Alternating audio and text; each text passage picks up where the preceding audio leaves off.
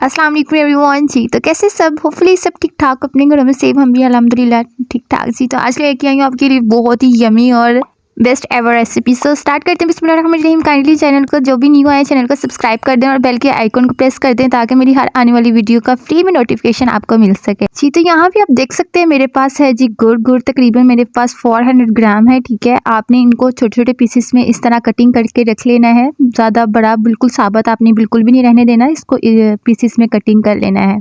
Then यहाँ पे मैंने तकरीबन पानी को रख दिया है चूल्हे के ऊपर और यहाँ पे मैंने है मेरे पास तकरीबन 4 ग्लास पानी है मेरे पास। ठीक है, आप कप का भी मेजरमेंट कर सकते हैं लेकिन 4 ग्लास पानी है ये। इसके बाद ही हम गुड़ इसमें ऐड कर देंगे जो कि हमने पीसेस में कटिंग किया हुआ। तो उसके बाद हम चम्मच की मदद से इसको अच्छे से मिक्सअप करेंगे।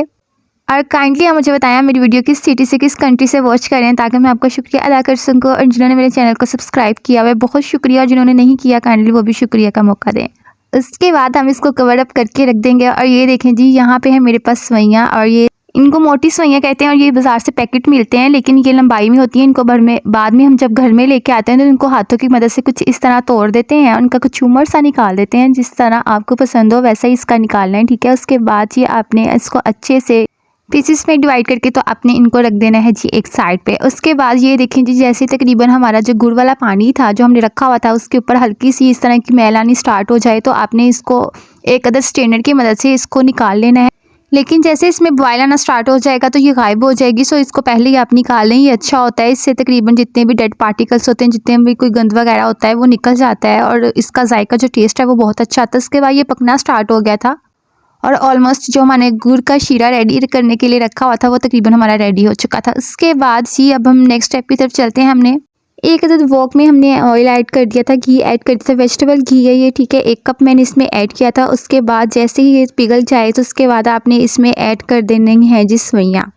अब सवैयाँ हम ऐड कर देंगे सारी की सारी इसमें, और अब हम इनकी बुनाई करेंगे। बुनाई हमने इनका हल्का सा, क्योंकि ऑलरेडी ये कुकड होती हैं। ठीक है, बुनाई इनकी हुई होती है लेकिन फिर भी हम ऑयल में इसकी हल्की सी बुनाई करेंगे। इसका हल्का सा हम डार्क ब्राउन कलर करेंगे, ज़्यादा नहीं करेंगे क्योंकि ये ऑलरेडी घी में फ्राई होती हैं। सो हमें और ज़्यादा इनको करने की ज़रूरत नहीं है, लेकिन फिर भी हल्का सा कलर देंगे हम इनको। और तकरीबन हम 5 मिनट के लिए बिल्कुल ही मीडियम फ्लेम पे, मीडियम टू लो फ्लेम पे हम इनकी अच्छे से बुनाई करेंगे जब तक इसका हल्का सा कलर चेंज नहीं होता। लेकिन आपने मसलसल चम्मच की मदद से इनको हिलाना है ताकि एक जगह पे ये सेट ना हो जाए। अगर तो ये एक जगह पे रहीं तो ये नीचे से जल भी सकती हैं। सो आपने मुसलसल इस चम्मच के साथ इनको मिक्सअप करते हुए इनको फ्राई करना है।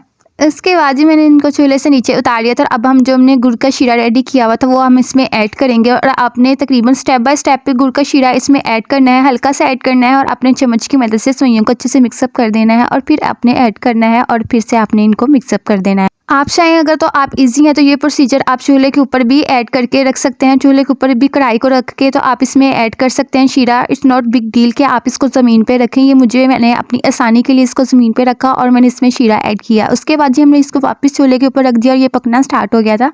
और इसको स्टेन करना है, देखें कितना ज़रूरी है, इसमें से कितना गंद निकला है। सो इसको ज़रूर मस्त, जब भी आप शीरा वापस गुड़ का किसी भी चीज़ में ऐड करें तो उसको ज़रूर स्टेन कर लिया करें, उसमें से बहुत ज़्यादा गंद निकलता है। ये देखें जी हमारी सवैयाँ के कुछ लुक, तकरीबन ये 5 से 10 मिनट हमें लगे थे मीडियम टू लो फ्लेम पे और हमारी सवैयाँ पक के रेडी हो गई थी। बहुत डिलीशियस बनती हैं, बहुत अच्छा टेस्ट आता है और सर्दियों में इस तरह की आइटम्स तो मोस्टली हर घर में बनती है। सो आप घर में ज़रूर ट्राई करिएगा और मुझे वैल्यूएबल फीडबैक दीजिएगा। कमेंट सेक्शन में ज़रूर बताइएगा कि आपको मेरी रेसिपी किस तरह की लगी है। मेरे तमाम लिंक्स इंस्टाग्राम का, फेसबुक पेज का और भी वीडियोस का लिंक डिस्क्रिप्शन बॉक्स में मौजूद है। काइंडली वहाँ जाके इसको चेक कर लीजिए और भी इंजॉय करिए वीडियोस को। उसके बाद ही घर में जो भी नट्स मौजूद है, ड्राई फ्रूट्स मौजूद हैं, आप इस पे ऊपर स्प्रिंकल करें। मैंने उसके ऊपर बादाम को हल्का सा कटिंग करके बारीक बारीक सा चॉप टाइप तो मैंने उसके ऊपर स्प्रिंकल कर दिए थे। अब मिलेंगे नेक्स्ट रेसिपी में। अल्लाह हाफिज़।